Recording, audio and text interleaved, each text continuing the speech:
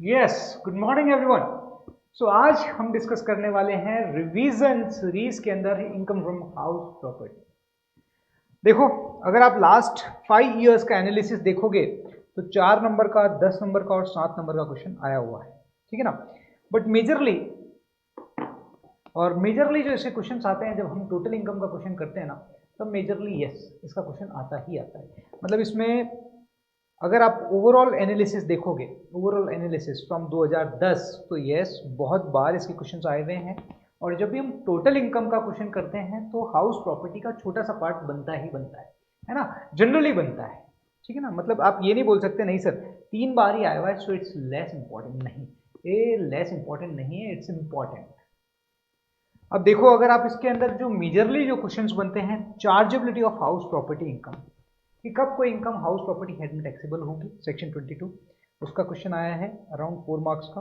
Unrealise rent और recovery of unrealise rent, अगर आपको कोई अनरियलाइज रेंट की रिकवरी होती है या अरियर रेंट की रिकवरी होती है तो उसका क्या ट्रीटमेंट होगा। यस, हाउस प्रॉपर्टी अगर फॉरेन कंट्री में सिचुएटेड है तो क्या वो आपके लिए टैक्सेबल होगा या नहीं, वो देखेंगे। House property with disputed ownership, अगर आपके पास कोई हाउस प्रॉपर्टी है और वो ऑनरशिप डिस्प्यूटेड है, किसके रेंटल टैक्सेबल होगा, ठीक है। House property self occupied and deem to be let out, देखो कई बार ये क्वेश्चन आया हुआ है, 8-8 मार्क्स में, 6-6 मार्क्स का क्वेश्चन, 5-5 मार्क्स का क्वेश्चन आया हुआ है कि कंप्यूट करो इनकम फ्रॉम हाउस प्रॉपर्टी, ठीक है ना। अगर वो डीम्ड लेट आउट है या लेट आउट है, देखेंगे, राइट। और इसी तरीके से सबसे उसमें भी और एक इंटरेस्टिंग पार्ट है इंटरेस्ट वाला, कि अगर आपने हाउस प्रॉपर्टी के लिए इंटरेस्ट लिया है तो कितना। तो दीज आर द एक ओवरव्यू मैंने दिया है कि एग्जाम्स में किस तरीके के क्वेश्चन जनरली बनते हैं इनकम फ्रॉम हाउस प्रॉपर्टी से। चलो अब हम स्टार्ट करते हैं income from house property section 22 to 27। Section 22 हर हेड का पहला सेक्शन उसकी चार्जेबिलिटी को बताता है, तो इसी तरीके से हाउस प्रॉपर्टी में भी सेक्शन 22, क्योंकि सेक्शन 22 से 27 तक के जो प्रोविजन है these are related to house property. तो 22 सेक्शन 22 बताता है कि कब कोई इनकम हाउस प्रॉपर्टी हेड में टैक्सेबल होगी। सेक्शन 22 के अकॉर्डिंग अगर बिल्डिंग है, building and land appurtenant thereto, building और उससे जुड़ी हुई जमीन जिसकी आपके पास ऑनरशिप है, बिल्डिंग और उससे जुड़ी हुई जमीन जिसकी आपके पास ऑनरशिप है और आप उसे अपने बिजनेस में यूज नहीं ले रहे हो, अगर ये तीनों कंडीशन पूरी हो जाती है तो उस बिल्डिंग से जो भी इनकम होगी वो हाउस प्रॉपर्टी हेड में टैक्सेबल हो जाएगी। बिल्डिंग और उससे जुड़ी हुई जमीन, लेट्स अज्यूम कि आपका मकान है, अब इस मकान के बाहर जो जमीन है अगर वो उससे अटैच्ड लैंड है, राइट, और अगर उससे भी कोई इनकम होती है, लेट्स अज्यूम ये मकान है और ये मकान के बाहर ये जमीन है, अब ये जमीन आपने किराए पे दे दी है, अब इससे भी अगर आपको कोई इनकम होती है तो यस वो हाउस प्रॉपर्टी हेड में टैक्सेबल हो जाएगी। अगर ये इंडिपेंडेंट लैंड होती तो यस वो हाउस प्रॉपर्टी हेड में टैक्सेबल नहीं होती, right, but it is attached with that building, तो यस इससे जो भी इनकम होगी वो हाउस प्रॉपर्टी हेड में टैक्सेबल होगी, बशर्ते हैं कि आपके पास उसकी ऑनरशिप होनी चाहिए, उस बिल्डिंग की ऑनरशिप होनी चाहिए, बिल्डिंग और उससे जुड़ी हुई जमीन, राइट, उसकी ऑनरशिप आपके पास होनी चाहिए। Ownership it includes deemed ownership, deemed ownership हम देखेंगे एज पर सेक्शन 27 क्या है, और आप उसे अपने बिजनेस में यूज नहीं ले रहे हो, उस मकान को आप अपने बिजनेस में अगर यूज ले लेते हो तो यस उससे जो भी इनकम होगी वो हाउस प्रॉपर्टी हेड में टैक्सेबल नहीं होगी, ये चीज ध्यान रखना। तो सेक्शन 22 के अकॉर्डिंग कब कोई इनकम हाउस प्रॉपर्टी हेड में टैक्सेबल होगी, पहला बिल्डिंग हो, बिल्डिंग से जुड़ी हुई जमीन, दूसरा उसकी आपके पास ऑनरशिप होनी चाहिए, तीसरा आप उसे अपने बिजनेस में यूज नहीं ले रहे हो। अगर ये तीनों कंडीशन फुलफिल हो जाती है तो यस उससे जो भी इनकम होगी वो हाउस प्रॉपर्टी हेड में टैक्सेबल हो जाएगी। अच्छा, अब हमने अभी देखा था deemed ownership, ownership it includes deemed ownership. Ownership का मतलब ये नहीं है कि नहीं नहीं डायरेक्ट मेरे नाम पे रजिस्टर्ड हो, अगर आप उसके डीम्ड ऑनर हो सकता है प्रॉपर्टी आपके नाम पे रजिस्टर्ड नहीं है but you are the deemed owner, तो यस तो भी आप उसके ऑनर कहलाओगे और आपकी इनकम और उससे उस प्रॉपर्टी से जो आपकी इनकम है वो यस आपकी हाउस प्रॉपर्टी हेड में टैक्सेबल हो जाएगी। डीम्ड ऑनर्स हम देखते हैं as per section 27। Transfer to spouse और माइनर चाइल्ड, अगर आप अपनी प्रॉपर्टी अपनी स्पाउस को या माइनर चाइल्ड को विदाउट एडिक्वेट कंसिडरेशन अगर ट्रांसफर करते हो, विदाउट कंसिडरेशन या इनएडिक्वेट कंसिडरेशन अगर आप ट्रांसफर करते हो तो उस केस में आप ही उसके ऑनर माने जाएंगे। आपने क्या करा, आपने अपनी वाइफ के नाम पे प्रॉपर्टी ट्रांसफर कर दी, अपने वाइफ के नाम पे प्रॉपर्टी रजिस्टर्ड करवा दी, और बेनिफिशियल ऑनर आप हो, पैसा आपका लगा हुआ है, ठीक है ना, आपने उनसे कोई पैसा नहीं लिया है, ठीक है ना। सो विदाउट कंसिडरेशन या इनएडिक्वेट कंसिडरेशन के बदले अगर आप अपनी प्रॉपर्टी ट्रांसफर करते हो, उस केस में ऑनर आप ही कहलाएंगे, राइट। बट अगर आपने अपनी स्पाउस को कोई प्रॉपर्टी ट्रांसफर की है अग्रीमेंट टू लिव अपार्ट, तो उस केस में आपकी स्पाउस ऑनर कहलाएगी, आप नहीं कहलाओगे। और इसी तरीके से अगर माइनर मैरिड डॉटर को अगर आपने प्रॉपर्टी ट्रांसफर की है विदाउट एडिक्वेट कंसिडरेशन, तो ऑनर डॉटर कहलाएगी, आप नहीं कहलाओगे। दूसरा, होल्डर ऑफ इम्पार्टिबल एस्टेट। अगर कोई ऐसी प्रॉपर्टी है जिसका पार्टीशन नहीं हो सकता, तो जो उसका होल्डर है, मतलब जो उसे एंजॉय कर रहा है, वही उसका ऑनर कहलाएगा, और उसी के अगर उससे कोई इनकम होती है तो उसी के हाथ में टैक्सेबल होगी। तीसरा, इन केस ऑफ कोऑपरेटिव सोसाइटी, अगर ये आपको कोऑपरेटिव सोसाइटी जो हाउसिंग सोसाइटीज होती है उनका अगर कंसेप्ट अगर आपको पता हो, होता क्या है कोऑपरेटिव सोसाइटीज में, कुछ लोग मान लो 10 या 15 20 लोग या 100 लोग से 1000 लोग ने मिलकर एक जगह ली और उस पर बिल्डिंग बनाई, है ना। 100 लोगों ने मिलकर 100 फ्लैट कंस्ट्रक्ट किए। अब वो जो 100 फ्लैट होते हैं उसे क्या होता है, उसे कोऑपरेटिव सोसाइटी का कंसेप्ट दे दिया जाता है। कोऑपरेटिव सोसाइटी में वो सारे फ्लैट कोऑपरेटिव सोसाइटी की ऑनरशिप में होते हैं। ऑनरशिप किसकी होती है, कोऑपरेटिव सोसाइटी की। बट आप मेंबर्स हो, आपको शेयर होल्डिंग, आपकी शेयर होल्डिंग के बदले फ्लैट को एंजॉय करने का राइट दिया जाता है, राइट, ठीक है ना। तो इस केस में कोऑपरेटिव सोसाइटी के नाम पे वो मकान रजिस्टर्ड है, बट ऑनर कौन है, आप, क्योंकि आपके पास उसकी मेंबरशिप है। उस मेंबरशिप और शेयर होल्डिंग के कारण आपको इमूवेबल प्रॉपर्टी को एंजॉय करने का राइट मिल रहा है, तो उसके ऑनर आप कहलाओगे, डीम्ड ऑनर, ठीक है ना। Position on part performance of the contract. अगर आप किसी भी हाउस प्रॉपर्टी का अगर पोजीशन दे देते हो, ठीक है ना, as a part performance of the contract, ठीक है, तो उस केस में जिसको आपने पोजीशन दे दिया है वो उसका डीम्ड ऑनर कहलाएगा। और लीज, अगर आपने कोई प्रॉपर्टी 12 साल या 12 साल से ज्यादा के लिए लीज पे ली है, तो यस, आप उसके डीम्ड ऑनर कहलाओगे, ठीक है। चलो, अभी हमने ये देख लिया है कि बिल्डिंग और उससे जुड़ी हुई जमीन प्लस आपके पास उसकी ऑनरशिप होनी चाहिए, प्लस आप उसे अपने बिजनेस में यूज नहीं ले रहे हो, तो इस केस में जो भी इनकम होगी वो हाउस प्रॉपर्टी हेड में टैक्सेबल हो जाएगी, करेक्ट। अब हम देखते हैं कि सर हाउस प्रॉपर्टी हेड में टैक्सेबल हो जाएगी, बस इनकम कैसे कंप्यूट की जाएगी, किस तरीके से sir income from house property calculate किया जाएगा। तो यहां पर हम देखेंगे, सबसे पहले income from house property calculate करने के लिए आपको जीएवी निकालना बहुत जरूरी है। This is really very important, gross annual value. तो सबसे पहले आपको ग्रॉस एनुअल वैल्यू निकालनी पड़ेगी, और ग्रॉस एनुअल वैल्यू में से आप क्या करोगे, municipal taxes. Gross annual value जब आपने निकाल ली, उसमें से आप लेस करोगे municipal taxes paid by owner. Owner ने जो भी ड्यूरिंग द प्रीवियस ईयर जो भी म्युनिसिपल टैक्सेस पे किए हैं, अब वो किसी भी ईयर से रिलेटेड हो, इररिलेवेंट, कोई मतलब नहीं है, ऑनर ने पे किए हैं during the previous year, yes, वो लेस कर दिए जाएंगे। तो आपकी जो भी जीएवी आएगी, जीएवी में से म्युनिसिपल टैक्सेस लेस कर दिया जाएगा, उसके बाद आएगी एनएवी, नेट एनुअल वैल्यू। अब नेट एनुअल वैल्यू में से by default standard deduction less कर दी जाएगी 30% ऑफ एनएवी। स्टैंडर्ड डिडक्शन एक प्रकार से representative of the all expenses. आप सोचते हो सर मैंने रिपेयर कराया, आप सोचते हो मैंने पेंट करवाया, आप सोचते हो कि मैंने मेंटेनेंस के खर्चे पे किए हैं for this property, so all these expenses are not allowed under the head house property. उनका एक रिप्रेजेंटेटिव है standard deduction which is 30% of the NAV. तो कोई भी खर्चा कर लो, आप कोई भी रिपेयरिंग खर्चा कर लो, रख रखाव खर्चा कर लो, मेंटेनेंस खर्चा कर लो, वो आपको अलाउड नहीं होगा यहाँ। इसीलिए आपको 30% ऑफ एनएवी एक फ्लैट डिडक्शन दे दी, स्टैंडर्ड डिडक्शन। एनएवी का 30% आपको स्टैंडर्ड डिडक्शन दे दी जाएगी। तो जो भी आपकी एनएवी आएगी उसमें से 30% ऑफ एनएवी लेस कर दिया जाएगा। और अगर इंटरेस्ट ऑन लोन, अगर आपने उस मकान के लिए कोई लोन ले रखा है, तो यस, उसका इंटरेस्ट का आपको बेनिफिट मिल जाएगा। यहां मैं आपको बताऊंगा कि प्री कंस्ट्रक्शन इंटरेस्ट और पोस्ट कंस्ट्रक्शन इंटरेस्ट का किस तरीके से हम बेनिफिट ले सकते हैं। तो जब मैं आपको इंटरेस्ट ऑन लोन डिस्कस करूंगा तब आपको वहां पर एक्सप्लेन करूंगा। तो सबसे पहले हाउस प्रॉपर्टी हेड की इनकम के लिए आप क्या करोगे, जीएवी कैलकुलेट करोगे।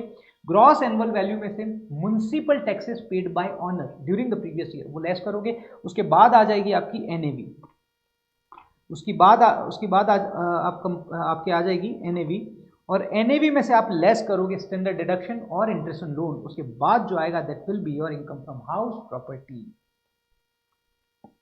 ठीक है, that is income from house property. So अब अगला हमारा क्वेश्चन आता है sir, how to compute gross annual value, because this is the important terminology, right. So gross annual value मतलब मकान की कमाने की ताकत, मकान ने कितना रेंट कमाया और उसकी कमाने की ताकत कितनी है, whichever is higher that will be your GAV. Sir क्या बोल रहे हो, मकान की कमाने की ताकत, yes, expected rent is the earning capacity of that house property. क्योंकि हो सकता है आप एक्चुअल रेंट आप कम दिखाओ, आपने मान लो उसे 40,000 का मकान था बट आपने किराए पे दिखा रखा है 10,000 रुपये, बाकी 30,000 रुपये आप ब्लैक में रोटेट कर रहे हो, राइट। आप 40,000 का मकान है जिसकी अर्निंग कैपेसिटी 40,000 रुपये की, बट आप कितना दिखा रहे हो, 10,000 रुपये। तो आप सोचोगे सर 10,000 इंटू 12 सर इतना ही टैक्सेबल होगा, बट ऐसा नहीं है। हाउस प्रॉपर्टी में इन्होंने बोला है कि मकान का एक्चुअल रेंट और मकान की कमाने की ताकत, that is expected rent, whichever is higher, वो आपका जीएवी हो जाएगा। तो जीएवी अगर आपको कंप्यूट करना है तो आपको सबसे पहले कंप्यूट करना पड़ेगा एक्सपेक्टेड रेंट, और दूसरा आपको कंप्यूट करने पड़ेगा एक्चुअल रेंट। इन दोनों में से जो ज्यादा होगा that will be your GAV, gross annual value. अब आपका क्वेश्चन आएगा सर एक्सपेक्टेड रेंट मतलब क्या, एक्सपेक्टेड रेंट मकान की कमाने की ताकत। तो एक्सपेक्टेड रेंट के लिए देखा जाएगा म्युनिसिपल वैल्यू, म्युनिसिपल वैल्यू, उस मकान की म्युनिसिपल वैल्यू कितनी है, राइट, और फेयर रेंट, उस लोकेलिटी में फेयर रेंट क्या चल रहा है। अगर सेम प्रॉपर्टी अगर होती इसी लोकेलिटी में और अगर उसे किराए पे दिया जाता तो क्या फेयर रेंट चल रहा है, राइट। तो म्युनिसिपल वैल्यू और fair rent, whichever is higher that is your expected rent, but expected rent कभी भी स्टैंडर्ड रेंट से ज्यादा नहीं हो सकता, राइट। तो एक्सपेक्टेड रेंट आपका क्या हो जाएगा, म्युनिसिपल वैल्यू और fair rent, whichever is higher but up to standard rent. तो ये आपका एक्सपेक्टेड रेंट कैलकुलेट हो गया। और दूसरा अब आपको कैलकुलेट करना है एक्चुअल रेंट, रिसीव्ड और रिसीवेबल। मैंने मान लो किराए पे दे रखा है 25,000 रुपए में, सर 9 महीने का किराया मुझे मिल गया, 3 महीने का भी मिला नहीं है, बट मिलेगा तो सही ना, रिसीव्ड और रिसीवेबल। तो 25,000 इंटू 12, 3 लाख रुपए आपका पूरा एक्चुअल रेंट माना जाएगा। बट एक चीज ध्यान रखना, अगर कोई भी रेंट, प्रीवियस ईयर का कोई भी रेंट अगर आपको अनरियलाइज्ड है, रिकवर नहीं हुआ है, राइट, अगर वो अनरियलाइज्ड रेंट है तो उसे लेस कर दिया जाएगा एक्चुअल रेंट की कैलकुलेशन में से। इंस्टीट्यूट के मॉड्यूल में 2 व्यूज दिए हुए हैं, एक तो है कि एक्चुअल रेंट में से अनरियलाइज्ड रेंट लेस कर दो, और दूसरा व्यू है जीएवी में से लेस कर दो। बट आपको जीएवी में से लेस नहीं करना है, एक ही कंसेप्ट आपको फॉलो करना है जो इंस्टीट्यूट ने भी प्रेफर किया है। इंस्टीट्यूट ने भी यही बोला है कि एक्चुअल रेंट रिसीव्ड और receivable minus unrealised rent, that will be your AR, that will be your AR. तो अब आपका क्वेश्चन आ रहा है सर अनरियलाइज्ड रेंट मतलब वो रेंट जो आपको रिकवर नहीं हुआ है, प्लस जो आपको रिकवर नहीं हुआ है, not recovered from the tenant, plus 4 condition आप फुलफिल करते हो। बोनाफाइड टेनेंसी एग्रीमेंट, आपका जो अग्रीमेंट था that is bonafide, malafide intention नहीं था। दूसरा, tenant vacated the house property, जिस टेनेंट से आपको रिकवरी नहीं हो रही है उसने वो प्रॉपर्टी वेकेट कर दी हो और आपने कोई दूसरी प्रॉपर्टी उसको ना दे रखी हो, do not occupy any other property, आपकी ऐसा नहीं है उस टेनेंट ने और कोई प्रॉपर्टी ऑक्यूपाई कर रखी है। और चौथा, reasonable step taken for the recovery of the unrealised rent. अगर ये चारों कंडीशन फुलफिल हो जाती है और अगर वो रेंट आपको रिकवर नहीं हुआ है दैट इज अनरियलाइज्ड रेंट, वो आपकी एक्चुअल रेंट रिसीव्ड और रिसीवेबल में से लेस कर दिया जाएगा। तो सबसे पहले एक्सपेक्टेड रेंट कंप्यूट करोगे, फिर एक्चुअल रेंट रिसीव्ड और रिसीवेबल कंप्यूट करोगे, उसमें अगर अनरियलाइज्ड रेंट है तो वो लेस करोगे। अब इन दोनों में से जो ज्यादा है, एक्चुअल रेंट और expected rent, whichever is higher that is your GAV, that is your GAV, ठीक है ना, वो आपकी क्या हो जाएगी, वो आपकी जीएवी हो जाएगी। और उस जीएवी में से आप लेस करोगे म्युनिसिपल टैक्सेस, तो आपके पास आएगी एनएवी, और एनएवी में से आप 2 चीजें लेस करोगे, स्टैंडर्ड डिडक्शन 30% ऑफ एनएवी और इंटरेस्ट ऑन लोन, राइट। उसके बाद जो आएगा that will be income from house property. अब सर आपका क्वेश्चन आता है कि sir manner of computation, GAV का कंप्यूटेशन, सर अभी आपने जो बताया उसी तरीके से होगा हर केस में, हर केस में वैसा ही होगा, बट कुछ ऐसे केसेस हैं, कुछ ऐसे सिचुएशंस हो सकती है। आपका दिमाग में क्वेश्चन आ रहा होगा, सर अगर मेरी प्रॉपर्टी 12 मंथ वैकेट रही तो क्या होगा, सर अगर मेरी प्रॉपर्टी 12 मंथ लेट आउट रही तो क्या होगा, सर मेरी प्रॉपर्टी कुछ मंथ वैकेट रही, कुछ मंथ ऑक्यूपाइड रही, लेट आउट रही तो क्या होगा, सर मेरी प्रॉपर्टी तो मैं यूज कर रहा हूं सेल्फ ऑक्यूपाइड तो क्या होगा। सर कभी कभी हमारे हिंदुस्तान में होता है ना कि बड़ा मकान है तो एक पोर्शन हमने किराए पे दे दिया और बाकी में हम रह रहे हैं तो क्या होगा। सो राइट, तो इन सारे क्वेश्चन को हम यहां पर डिस्कस करेंगे, ठीक है। अब आपका पहला क्वेश्चन कि सर 12 के 12 महीने मेरी प्रॉपर्टी लेट आउट है, तो सर इसका इनकम फ्रॉम हाउस प्रॉपर्टी कैसे कंप्यूट करूंगा। अभी जो हमने नॉर्मल तरीका देखा था, जीएवी कंप्यूट करो, जीएवी में से म्युनिसिपल टैक्सेस लेस कर दो, राइट, एनएवी आएगा, एनएवी में से स्टैंडर्ड डिडक्शन और इंटरेस्ट ऑन लोन अगर है तो लेस कर दो, that is income from house property. कुछ थॉट नहीं आना चाहिए, सिंपल है। जीएवी मेन आपको फोकस करना है, जीएवी किस तरीके से कंप्यूट करना है। तो अब मैं जो चीजें बताऊंगा, जो चेंजेस होंगे वो सिर्फ और सिर्फ जीएवी के पॉइंट ऑफ व्यू से ही है, बाकी तो सब सेम है। तो जीएवी अगर मान लो मेरी प्रॉपर्टी फुल्ली लेट आउट है, अगर मेरी फुल्ली लेट आउट है तो नॉर्मल तरीके से जीएवी कंप्यूट करना है। अब मैं नॉर्मल तरीके से अगर जीएवी कंप्यूट करूंगा तो मैं क्या बोलूंगा, एक्सपेक्टेड रेंट और actual rent whichever is higher, ठीक है ना। एक्सपेक्टेड रेंट पूरे 12 महीने का लूंगा, एक्चुअल रेंट रिसीव्ड और receivable for 12 months minus unrealised rent वो लूंगा, और दोनों में से जो ज्यादा होगा that will be my GAV. Simple, अभी हमने जो देखा था वही तरीका आपको फॉलो करना है। अगर सर वैकेंसी हो तो क्या, सर मान लो 10 महीने तो लेट आउट रही, बाद में किराएदार छोड़ गया, 2 महीने सर वैकेट रही, तो सर 2 महीने वैकेट रही तो फिर उसमें कंप्यूटेशन का तरीका कुछ चेंज होगा क्या? यस। अगर आपकी प्रॉपर्टी वैकेट रहती है, एक सिंबल बना लो दिमाग में, जैसे ही वैकेंसी आती है लोग क्या करते हैं, जॉब के लिए अप्लाई करना शुरू कर देते हैं। यस, तो जैसे ही वैकेंसी का क्वेश्चन आ जाए आपका दिमाग भी अप्लाई करना शुरू कर दो। जैसे ही वैकेंसी आ गई आपके दिमाग में आ जानी चाहिए वैकेंसी, ओ दिमाग अप्लाई करो। दिमाग अप्लाई करो मतलब क्या, वैकेंसी अगर आ जाती है, अगर आपके क्वेश्चन में आ जाता है कि वैकेंसी के कारण 2 महीने या 3 महीने आपका मकान किराए पे नहीं रहा, राइट, तो उस केस में आप अपना दिमाग अप्लाई करो और प्रोपोर्शनेटेड एक्सपेक्टेड रेंट कैलकुलेट करो, ठीक है ना। जैसे ही वैकेंसी आ जाती है वहां पर प्रोपोर्शनेटेड एक्सपेक्टेड रेंट को एक्चुअल रेंट से कंपेयर करो। अगर प्रोपोर्शनेटेड एक्सपेक्टेड रेंट अगर एक्चुअल रेंट से ज्यादा है तब तो आपका एक्सपेक्टेड रेंट आपकी जीएवी हो जाएगा, अदरवाइज एक्चुअल रेंट आपका जीएवी हो जाएगा। देखो, अगर मान लो part of the year, vacancy part of the year, अगर होल ईयर रहती है तो अभी मैं बताता हूं, लेकिन अभी आप समझो पार्ट ऑफ द ईयर, ठीक है ना। तो actual rent is lower than expected rent due to vacancy, then actual rent will be GAV, otherwise expected rent will be GAV. इस लाइन से शायद आपको समझ ना आए, बट अब simple sentence, step 1, expected rent to be convert in proportionated expected rent. मान लो 10 मंथ लेट आउट और 2 मंथ वैकेट, ठीक है ना, वैकेट रहा है, तो आप क्या करोगे, आपका मान लो 2,40,000 रुपए एक्सपेक्टेड रेंट है, 2,40,000 रुपए योर एक्सपेक्टेड रेंट, आप उसे प्रोपोर्शनेटली कन्वर्ट कर दो, दिस इज फॉर 12 मंथ्स, तो लेट आउट मंथ्स का आपका ईआर कितना होगा, प्रोपोर्शनेटेड एक्सपेक्टेड रेंट, तो वो कितना आ गया 2 लाख रुपीज, तो 2 lakh rupees is your proportionated expected rent, ठीक है।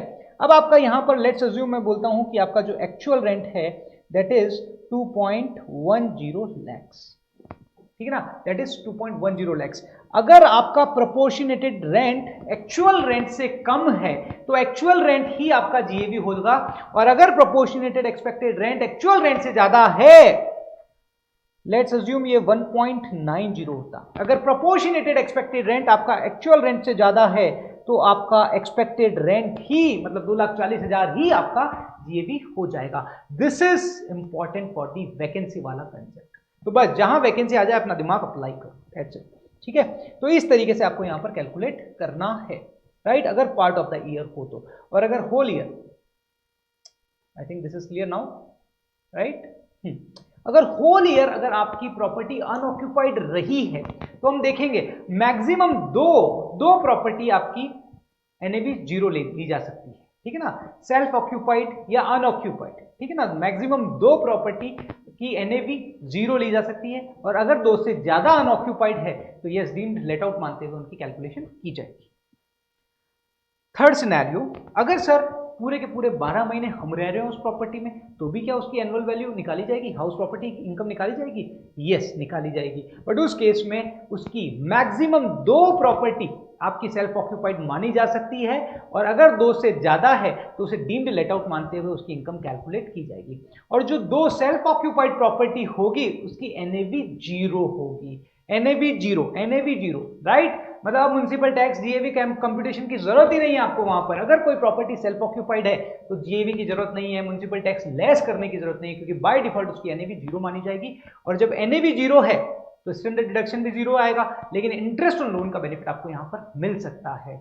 मतलब सेल्फ ऑक्यूपाइड प्रॉपर्टी के केस में आपकी इनकम हमेशा नेगेटिव में ही होगी, 0 या नेगेटिव में ही होगी, ठीक है ना। और अगर मान लो 2 से ज्यादा सेल्फ ऑक्यूपाइड प्रॉपर्टी है या अनऑक्यूपाइड प्रॉपर्टी है तो डीम्ड लेट आउट माना जाएगा। डीम्ड लेट आउट मतलब उसे लेट आउट मान लिया, वे 12 महीने किराए पे ही थी और लेट आउट माना तो उसी अकॉर्डिंग सारी कैलकुलेशंस की जाएगी। पूरा 12 महीने का एक्सपेक्टेड रेंट निकाला जाएगा। एक्चुअल रेंट इवन आपको रिसीव नहीं हुआ है तो कोई बात नहीं, जीरो। तो एक्सपेक्टेड रेंट और actual rent whichever is higher, तो expected rent will be your GAV deemed let out वाले केस में, ठीक है ना। Time wise occupancy, time wise occupancy मतलब क्या हो गया कि 6 महीने, मान लो 4 महीने आप खुद ने यूज किया और 8 महीने लेट आउट रही हो, तो सर किस तरीके से कैलकुलेशन होगी? सर 8 महीने का एक्सपेक्टेड रेंट निकालेंगे? नहीं, अगर मान लो कुछ पीरियड आप रहे हो एज ए सेल्फ ऑक्यूपाइड और कुछ पीरियड आपने लेट आउट रखा हो, इवन कुछ टाइम के लिए, इवन 1 मंथ के लिए भी है ना, तो भी उसे डीम्ड लेट आउट मानते हुए पूरा कैलकुलेशन करना है। मतलब पूरे 12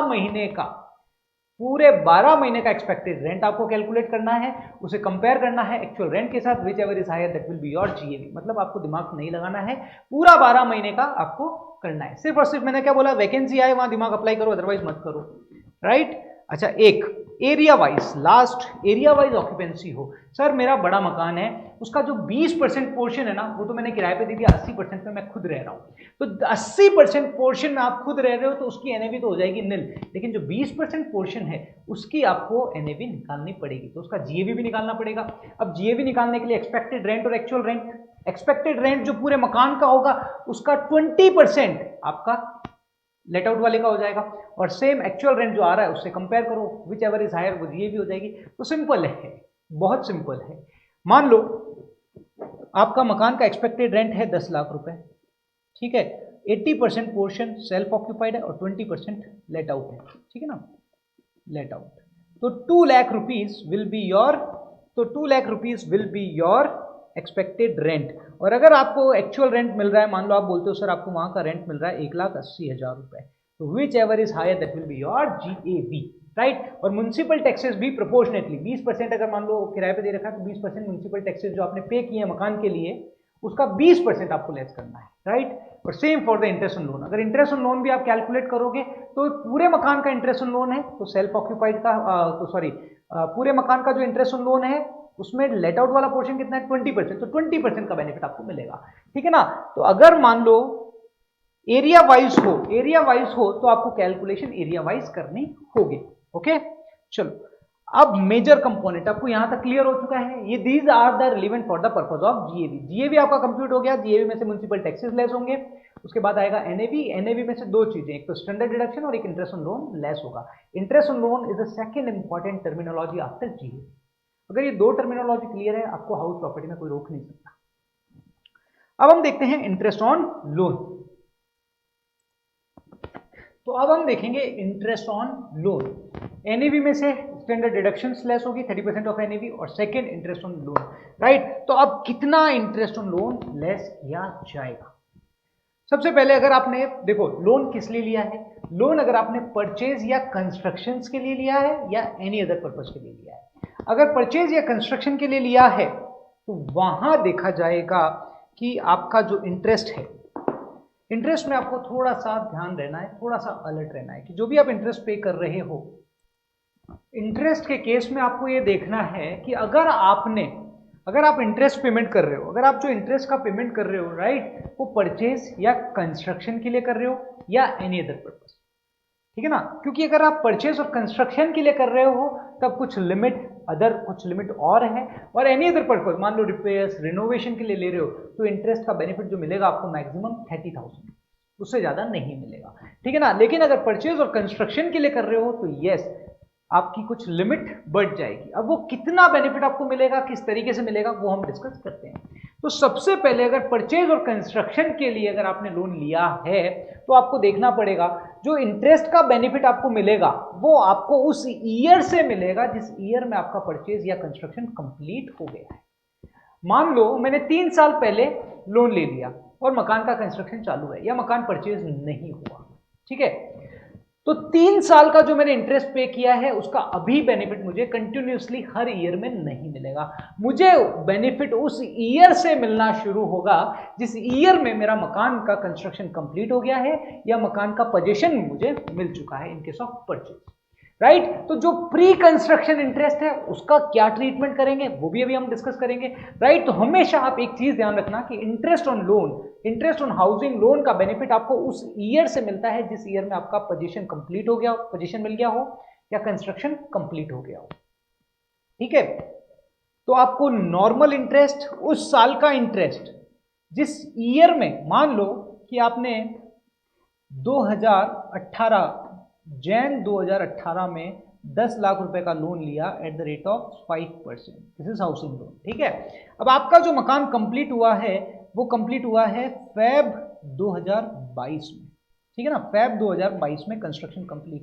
तो प्रीवियस ईयर 21-22 का पूरा इंटरेस्ट फेब 22 में, मतलब मैं यहां बोलूंगा कि प्रीवियस ईयर 21-22 में आपका कंस्ट्रक्शन कंप्लीट हो गया या पोजीशन सर्टिफिकेट मिल गया इन केस ऑफ परचेज, राइट। तो 21-22 का पूरा इंटरेस्ट मुझे बेनिफिट मिल जाएगा। और दूसरा 1/5 of the pre construction interest, pre acquisition interest या प्री कंस्ट्रक्शन इंटरेस्ट का बेनिफिट भी मुझे मिल जाएगा। अब प्री कंस्ट्रक्शन इंटरेस्ट मतलब क्या हो गया, जनवरी 2018 से मैंने लोन लिया से जिस दिन आपको या जिस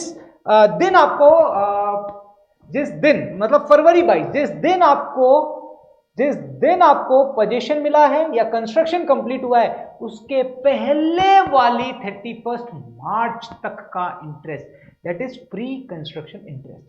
या सिंपल शब्दों में मैं और बोलूं कि जिस ईयर में आपका कंस्ट्रक्शन कंप्लीट हो गया उसके पहले वाले ईयर की 31 मार्च तक, राइट। तो जनवरी 2018 से 31 मार्च 2021 तक का जो इंटरेस्ट होगा that is pre construction interest, ठीक है ना। अब जो भी प्री कंस्ट्रक्शन इंटरेस्ट आएगा उसका 1/5 आपको अलाउड हो जाएगा और साल भर का जो 21-22 का इंटरेस्ट होगा वो भी आपको अलाउड हो जाएगा। लेट्स अज्यूम कि 10 लाख रुपए का मैंने अभी 1 रुपया भी पे नहीं किया है, तो उस केस में क्या हो जाएगा, 10 लाख का 5% के हिसाब से कितना हो जाता है, पहले मैं नॉर्मल निकाल रहा हूं, 10 लाख इंटू 5%, तो 50,000 रुपए तो मेरा नॉर्मल इंटरेस्ट हो जाएगा 21-22 का, है ना, क्योंकि फेब 22 में मुझे पोजीशन मिल गया। तो 21-22 का जो भी इंटरेस्ट होगा that will be my normal interest. अब मुझे क्या निकालना है, मुझे कंप्यूट करना है pre acquisition interest. Pre acquisition interest मैं कैसे कैलकुलेट करूंगा, 10 लाख का 5%, ये तो साल भर का हो गया। अब जैन 18 से मान लो 1 जनवरी पकड़ लो आप पूरा, 1 जनवरी 2018 से लेके 31 मार्च तक का, तो जनवरी 18 से लेके 31 दिसंबर तक 12 महीने हो जाएंगे। 2018 के 12 मंथ्स, 2019 के 12 मंथ्स, 2020 के 12 मंथ्स और 21 के 3 मंथ्स, ठीक है ना। तो 36 3 39, 39 मंथ्स, ठीक है ना, करेक्ट। जनवरी 18 के पूरे 12 महीने हो गए, 19 के पूरे 12 महीने हो गए, 20 के पूरे 12 महीने हो गए और 21 के 3 महीने हो गए, करेक्ट। तो 39 महीने का इंटरेस्ट यहां पर आपका प्री कंस्ट्रक्शन इंटरेस्ट या प्री एक्विजिशन इंटरेस्ट कहलाएगा, into 5% into 39/12, that is 1,62,500, that is 1,62,500, ठीक है ना। ये तो हो गया टोटल 162,500 अपॉन 5, ठीक है ना, अपॉन 5, तो 32,500, तो 32,500 is the 1/5 part, 32,500 is the 1/5 part, तो टोटल कितना हो गया 82,500। तो ये 82,500 आपका क्या हो जाएगा, अलाउड हो जाएगा ड्यूरिंग द प्रीवियस ईयर 21-22, जिस ईयर में आपको परचेज पोजीशन सर्टिफिकेट मिल गया है या कंस्ट्रक्शन कंप्लीट हो गया है, उस ईयर का normal interest plus pre acquisition interest का 1/5 आपको अलाउड हो जाएगा। तो यहाँ 82,500 आपका 21-22 में अलाउड हो जाएगा। और पहली इंस्टॉलमेंट यहां हो गई, फिर 32,500 अगले 4 सालों में भी आपको अलाउड हो जाएगा as a pre construction interest, ठीक है। तो आई होप आपको ये वाला पार्ट समझ आ गया होगा। अब देखो, अब आपका क्वेश्चन आता है, सर जितना भी इंटरेस्ट होगा क्या सारा अलाउड हो जाएगा? यस, अगर आपकी प्रॉपर्टी लेट आउट है या डीम्ड लेट आउट प्रॉपर्टी है, पूरा का पूरा इंटरेस्ट आपको अलाउड हो जाएगा, राइट। बट सेल्फ ऑक्यूपाइड अगर प्रॉपर्टी है तो मैक्सिमम 2 लाख रुपए का इंटरेस्ट ही आपको अलाउड होगा, उससे ज्यादा अलाउड आपको नहीं होगा, उससे ज्यादा इंटरेस्ट आपको अलाउड नहीं होगा, राइट। अब इसमें भी एक बार देख लेते हैं कि लोन आपने परचेज और कंस्ट्रक्शन के लिए लिया है, लोन आपने 1/4/99 के बाद में लिया है, और विद इन 5 ईयर, जिस ईयर में आपने लोन लिया है उस ईयर की एंड डेट से 5 साल के अंदर अगर आपका परचेज कंस्ट्रक्शन कंप्लीट हो जाता है तो मैक्सिमम 2 लाख अलाउड होंगे, अदरवाइज 30,000। तो ये चीज आपको यहां पर ध्यान रखनी है, इंक्लूडिंग प्री कंस्ट्रक्शन इंटरेस्ट। ये जो 2 लाख की लिमिट है, this is including pre construction interest. I hope this is clear. चलो, some more points related to interest on loan. So interest on loan वाला एक इंपॉर्टेंट पार्ट है, उसे आप थोड़े से ध्यान से रखना, है ना। इंटरेस्ट ऑन लोन वापस से एक बार मैं बता देता हूं कि अगर आपने परचेज या कंस्ट्रक्शन के लिए लोन लिया है तो जिस ईयर में आपका परचेज या कंस्ट्रक्शन कंप्लीट होता है उस ईयर का लोन और उस ईयर का पूरा लोन आपको बेनिफिट मिल जाएगा, plus 1/5 of the pre construction interest, right, वो आपको बेनिफिट मिल जाएगा।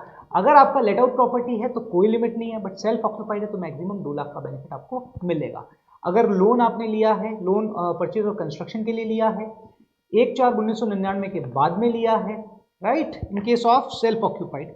अगर आपने लोन लिया है परचेज कंस्ट्रक्शन के लिए, राइट, 1/4/1999 के बाद में लिया है और 5 साल के अंदर अगर आपका कंस्ट्रक्शन या परचेज कंप्लीट हो जाती है तो यस 2 लाख का मैक्सिमम बेनिफिट आपको मिल जाएगा, अदरवाइज 30,000।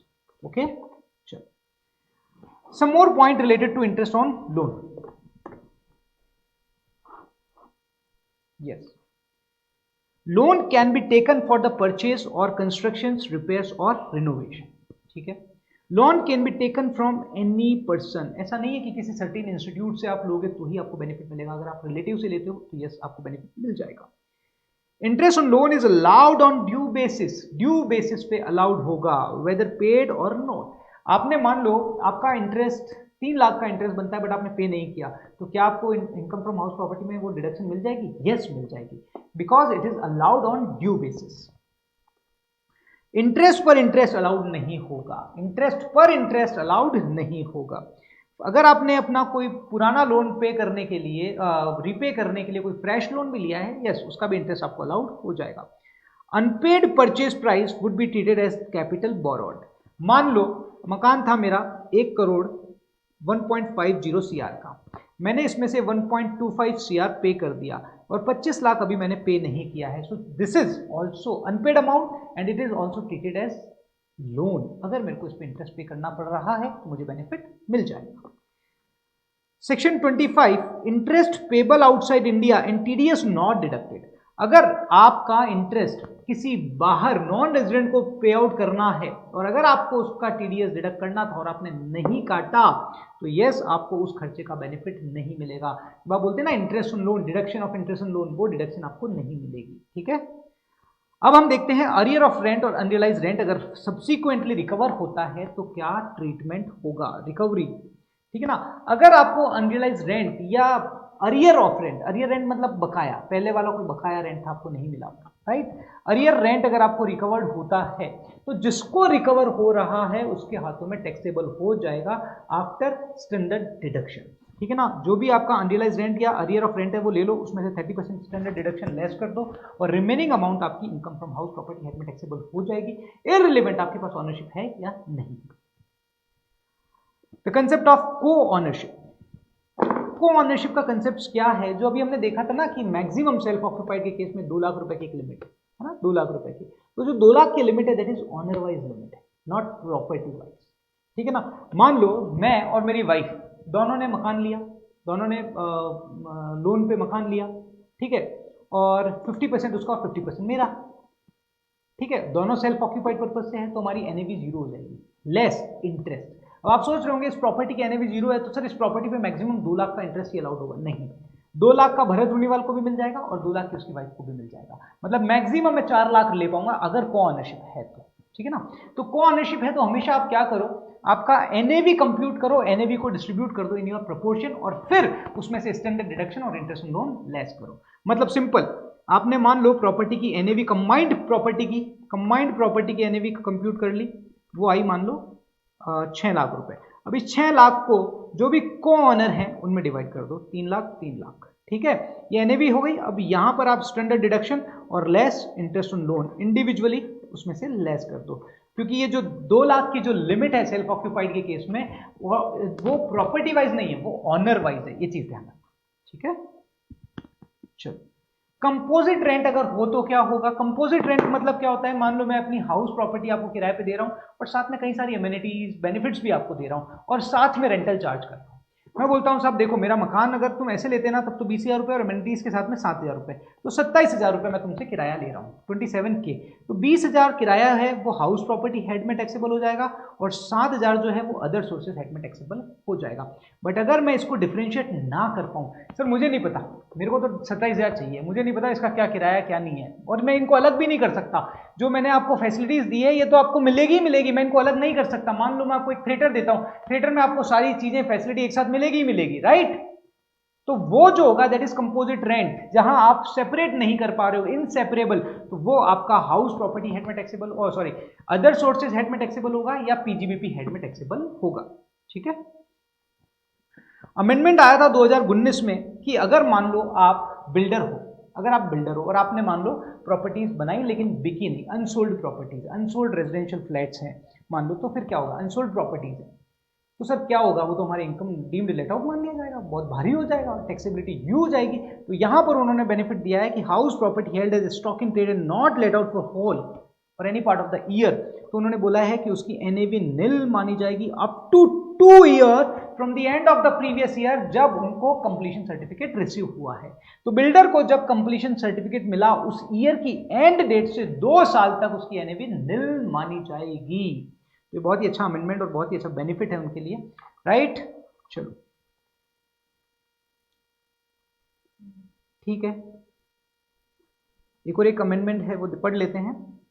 इफ असेसी हैज 2 और मोर ओन हाउस, अगर मान लो 2 या 2 से ज्यादा हाउस हैं, देखो तो 2 हाउस, कोई भी 2 हाउस जो वो खुद के रहने के लिए यूज कर रहा है वो सेल्फ ऑक्यूपाइड हो जाएंगे और बाकी डीम्ड लेट आउट मान लिए जाएंगे, right. If assessee has 2 or more house, then he can claim annual value of any of 2 house property as nil.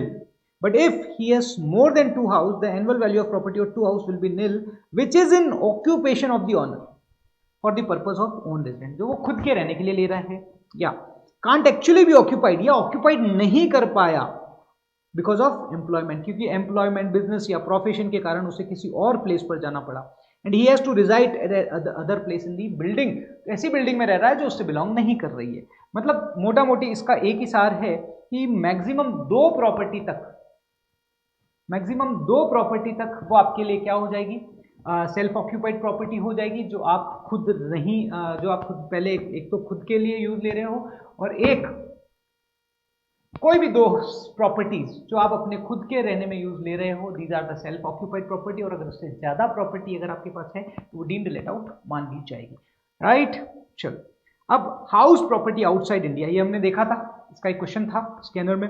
Rent income to, अगर मान लो आरओआर को कोई इनकम हो रही है और हाउस प्रॉपर्टी आउटसाइड इंडिया है तो यस वो उसके हाथों में टैक्सेबल होगी, बट अगर आरएनओआर को कोई इनकम हो रही है या नॉन रेजिडेंट के लिए अगर कोई इनकम है तब तो वो टैक्सेबल नहीं होगी। आरएनओआर के लिए वो तभी टैक्सेबल होगी, taxable only if rent received in India, क्योंकि रेंट रिसीव्ड इंडिया में हो रहा है, मतलब रिसीव्ड इन इंडिया मतलब इंडियन इनकम हो गई, ठीक है ना। तो यस आरएनओआर के लिए टैक्सेबल हो जाएगी, इवन नॉन रेजिडेंट के लिए भी टैक्सेबल हो जाएगी, ठीक है ना। Non resident RNOR in case of individual HUF, ठीक है ना, नॉन रेजिडेंट के लिए भी टैक्सेबल हो जाएगी अगर वो रेंट इंडिया में रिसीव हो रहा है तो। If property outside India then tax is levied by local authority of that country in which property is situated is deductible. अगर सर मेरी हाउस प्रॉपर्टी दुबई में है तो सर उसका इनकम फ्रॉम हाउस प्रॉपर्टी कैसे कैलकुलेट करूंगा, sir वो GAV में तो एक्सपेक्टेड रेंट आता है और एक्चुअल रेंट आता है। सर एक्चुअल रेंट तो चलो मुझे पता पड़ जाएगा दुबई में मैंने किराए पे दिया है तो, बट एक्सपेक्टेड रेंट कैसे निकालूंगा, वहां की म्युनिसिपल वैल्यू या वहां का फेयर रेंट कैसे कंसीडर होगा।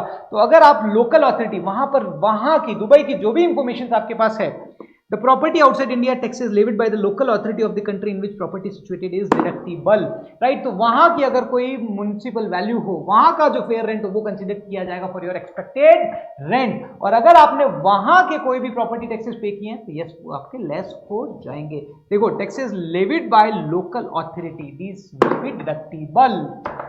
सो I hope this is clear. चलो अगर आपको ये रिवीजन सीरीज पसंद आ रही है तो प्लीज लाइक करिए, शेयर करिए, सब्सक्राइब करिए, और 100 लाइक्स तो बनते हैं ताकि मुझे विश्वास हो जाए कि मैं जो पढ़ा रहा हूं ना वो आपको समझ आ रहा है, और ये मेरे लिए कॉन्फिडेंस और मोटिवेशन का पॉइंट ऑफ व्यू रहेगा। थैंक यू, और शेयर करिएगा प्लीज।